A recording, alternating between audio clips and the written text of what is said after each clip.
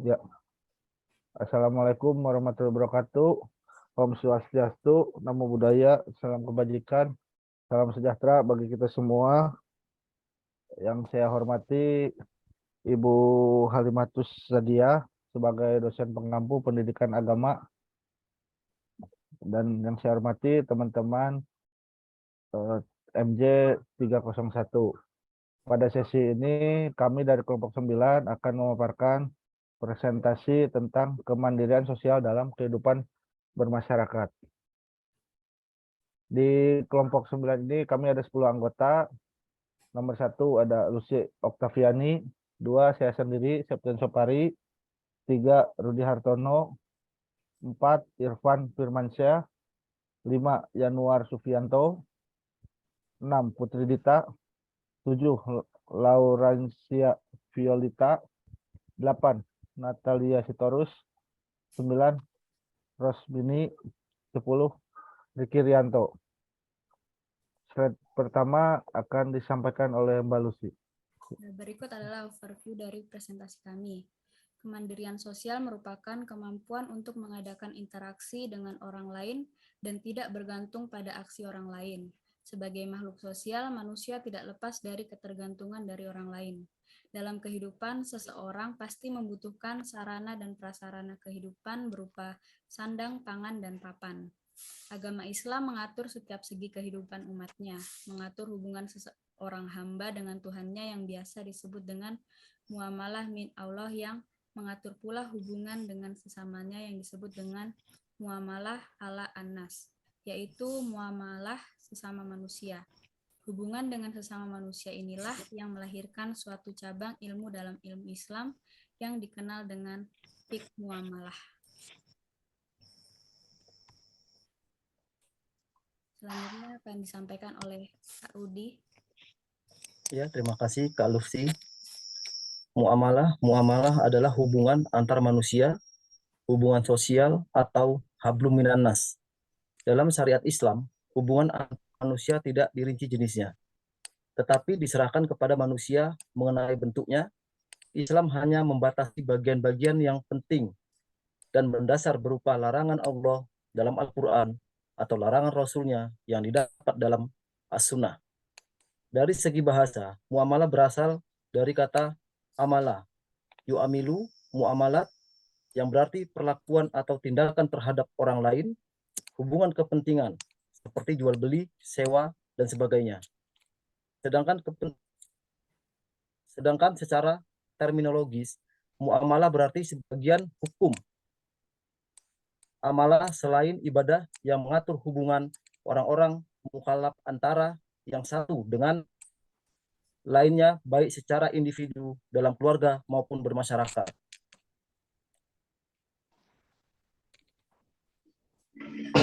Manfaat mempelajari muamalah. Ada berbagai manfaat yang bisa didapat bila kita belajar muamalah dalam Islam. 1. Memudahkan kita untuk mengetahui hukum-hukum fikih tanpa perlu menghafalkan permasalahan satu persatu. 2. Membantu penentuan hukum kontemporer atau baru dengan mudah bila kita menguasai kaidah-kaidah fikih. 3. Mengetahui keindahan syariat Islam dalam kaidah fikih.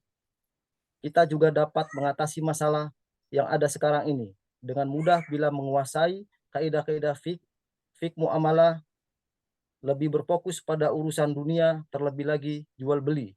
Jadi bila kita mempelajari muamalah, ini kita akan bisa belajar masalah usaha atau bisnis.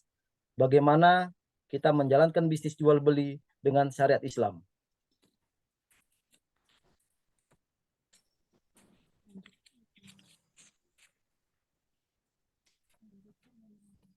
Lanjut ya.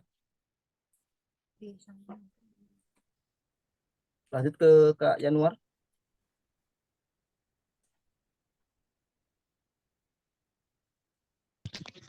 Terima kasih. Ruang lingkup muamalah yaitu berbeda dengan ibadah. Ketetapan-ketetapan Allah dalam masalah muamalah terbatas pada yang pokok-pokok saja. Dalam penjelasan Nabi pun tidak terperinci seperti halnya dalam masalah ibadah. Oleh karena itu, bidang muamalah termasuk sifatnya untuk dikembangkan melalui ijtihad. Jika dalam bidang ibadah tidak mungkin dilakukan modernisasi, maka bidang muamalah sangat memungkinkan untuk dilakukan modernisasi. Dilihat dari segi bagian-bagiannya, ruang lingkup syariah dalam bidang muamalah menurut Abdul Wahab Khalaf meliputi 1. Ahkam al-ahwal al-syakiyah, hukum keluarga, yaitu hukum yang mengatur tentang hak dan kewajiban suami, istri, dan anak. Ini dimaksudkan untuk memelihara dan membangun keluarga sebagai unit terkecil. 2. Al-ahkamah al-maliyah atau hukum perdata, yaitu hukum tentang perbuatan usaha perorangan seperti jual beli, al-ba'i, wal ijarah, pegadaian, ran, perserikatan, syirkah, utang piutang, udayana, perjanjian uhud. Hukum ini dimaksudkan untuk mengatur orang dalam kaitannya dengan kekayaan dan pemeliharaan hak-haknya.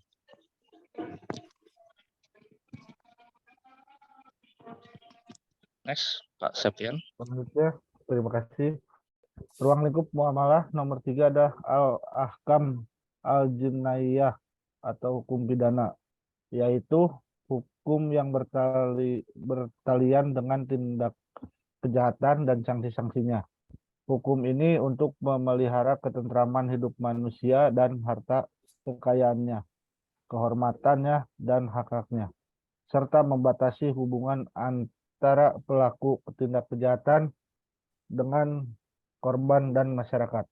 Yang keempat, al-ahkam al-murafaat atau hukum acara, yaitu hukum yang berhubungan dengan peradilan atau al-qada, persaksian al-syahadah, dan sumpah al-yamin.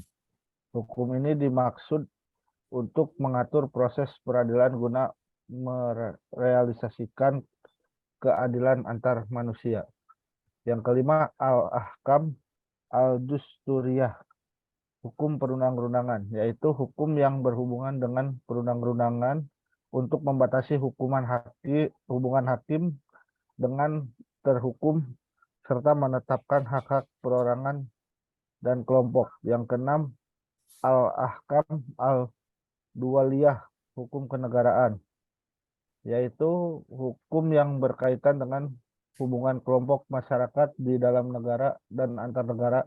Hukum ini membatasi hubungan antar negara dalam masa damai dan masa perang, serta membatasi hubungan antar umat Islam dengan yang lain di dalam negara.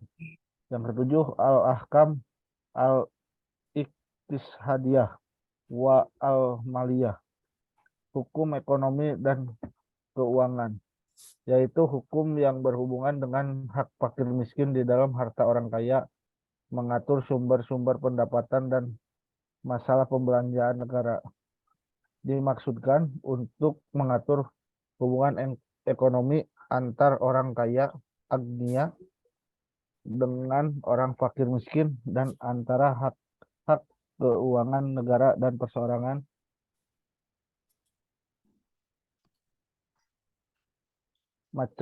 Selanjutnya macam-macam muamalah. 1. Jual beli. Pengertian. Jual beli dalam bahasa Arab ialah al-bay, yang berarti saling menukar harta dengan harta melalui cara tertentu.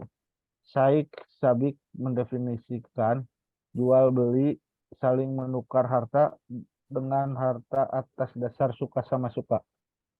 Pendapat lain juga menyatakan jual beli adalah saling tukar harta, saling menerima, dapat dikelola atau tasharuf dengan ijab dan qabul dengan cara yang sesuai dengan syara. Kata tukar menukar atau peralihan ini kepemilikan dengan penggantian mengandung maksud yang sama, bahwa kegiatan pengalihan hak dan pemilikan itu berlangsung secara timbal balik atas dasar kehendak dan keinginan bersama.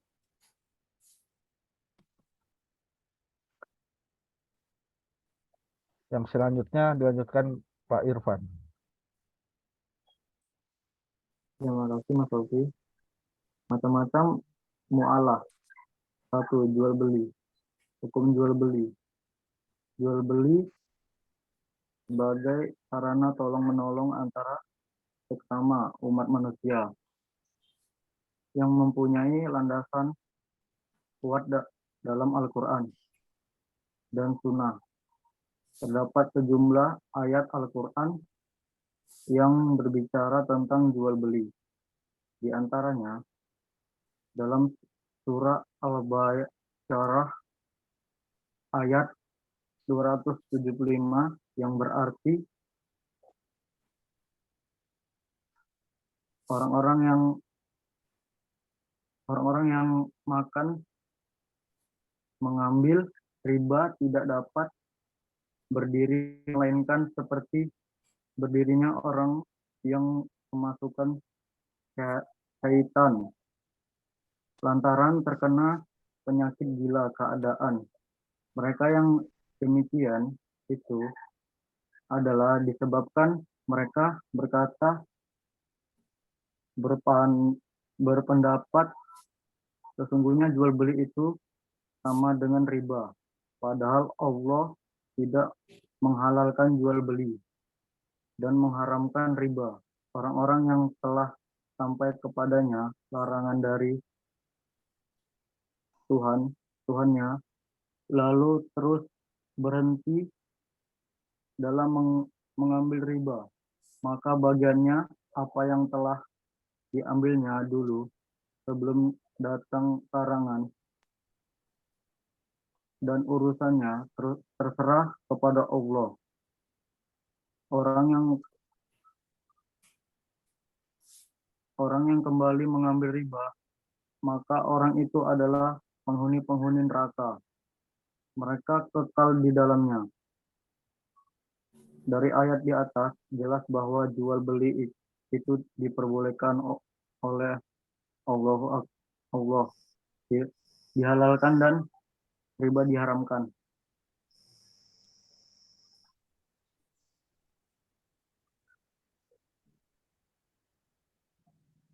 Macam-macam mu'alah.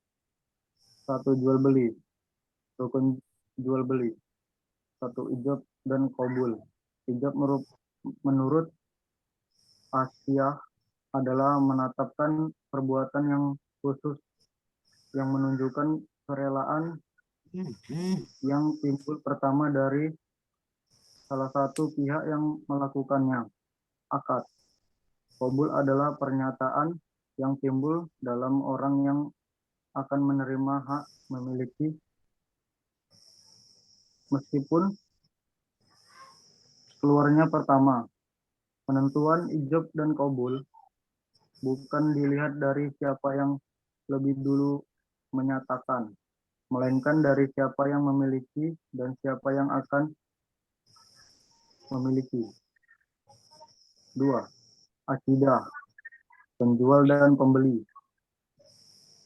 adalah orang yang melakukan akad jual beli, yaitu penjual dan pembeli. Seorang penjual dan pembeli harusnya mempunyai ahlinya, ketetapan, dan wilayah kekuasaan. 3. Muakidah aliyah. Objek jual beli ialah barang yang dijual beli dengan suatu harga atau uang tertentu. Next. Selanjutnya, macam-macam muamalah yang kedua, yaitu utang piutang. Dalam terminologi fikih muamalah, utang piutang disebut dengan dain. Istilah dain ini juga sangat terkait dengan istilah qard yang dalam bahasa Indonesia dikenal pinjam. Sebagian ulama ada yang mengistilahkan utang piutang dengan istilah ikrot atau qard. Salah satunya adalah Syekh Zainuddin bin Abdul Aziz Al-Malibari. Dalam kitab Fath al-Mu'in, beliau mendefinisikan ikrot dengan memberikan hak milik kepada seseorang dengan janji harus mengembalikan sama dengan yang diutangkan. Dalam pengertian umum, utang piutang mencakup transaksi jual beli dan sewa yang dilakukan secara tidak tunai atau kontan. Transaksi seperti ini dalam fikih dinamakan mudayana atau tadayun. Utang piutang menurut bahasa artinya al-qat'u atau memotong. Dinamakan demikian karena pemberi utang atau mukrid memotong sebagian harta hartanya dan memberikannya kepada pengutang. Secara istilah, menurut Hanafiyah, qard adalah harta yang memiliki kesepadanan yang Anda berikan untuk Anda tagih kembali.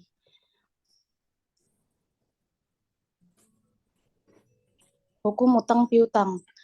Dasar hukum utang piutang dapat kita temukan dalam hadis. Utang piutang dalam hukum Islam dapat didasarkan pada perintah dan anjuran agama supaya manusia hidup saling menolong serta bekerja sama dalam hal kebaikan. Firman Allah Subhanahu wa taala, dan tolong menolonglah kamu dalam mengerjakan kebajikan dan takwa, dan jangan tolong menolong dalam berbuat dosa dan permusuhan. Quran surah Al-Maidah ayat 2.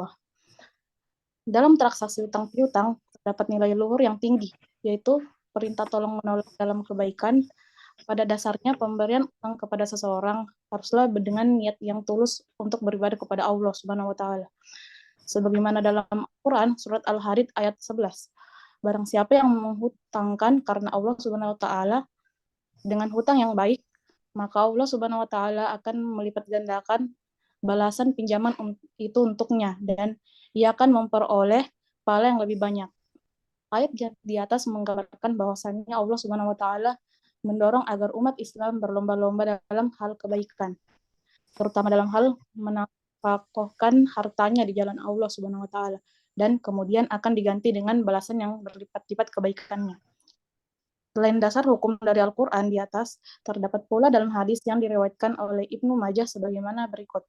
Dari Anas bin Malik bahwasanya Rasulullah SAW bersabda, aku melihat pada waktu malam diisrokan, pada pintu surga tertulis, sedekah dibalas 10 kali lipat dan utang 18 kali dilipat. Aku bertanya, wahai Jibril, mengapa utang itu lebih mulia daripada sedekah? Ia menjawab, karena peminta-minta sesuatu dan ia punya, sedangkan ia meminjam tidak akan meminjam kecuali karena kebutuhannya. Hadis riwayat Ibnu Majah dan Baihaqi. Selanjutnya akan dilanjutkan oleh Kak Laurencia. Rukun dan syarat utang piutang. Dalam utang piutang atau qard, terdapat pula rukun dan syarat seperti akad-akad lain dalam muamalah. Adapun rukun dan syarat utang piutang atau qard sendiri ada 3, yakni 1. Akid, yaitu orang yang berutang piutang yang terdiri dari mukrid, pemberi utang, dan muktarid, penerima utang. Orang yang berhutang dan memberi utang dapat dikatakan sebagai subjek hukum, sebab yang menjalankan praktek utang piutang adalah mereka berdua. Untuk itu diperlukan orang yang mempunyai kecakapan untuk melakukan perbuatan hukum. Yang kedua adalah makut alaih, yaitu barang yang diutangkan.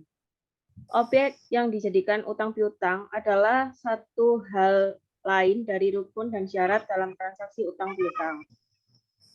Di samping itu, adanya ijab kabul dan pihak-pihak yang melakukan utang piutang tersebut, perjanjian utang piutang itu dianggap terjadi apabila terdapat objek yang menjadi tujuan diadakannya utang piutang. Yang ketiga, siqat al, yaitu ucapan ijab dan kabul, atau suatu persetujuan antara kedua belah pihak akan terlaksananya suatu akad. Sik akad merupakan ijab pernyataan pihak pertama mengenai perjanjian yang diinginkan, sedangkan kabul merupakan pernyataan pihak kedua untuk menerimanya. Sik akad dapat dilakukan secara lisan, tertulis, atau isyarat yang memberi pengertian yang jelas tentang adanya ijab dan kabul, dan dapat juga berupa perbuatan yang telah menjadi kebiasaan dalam ijab kabul.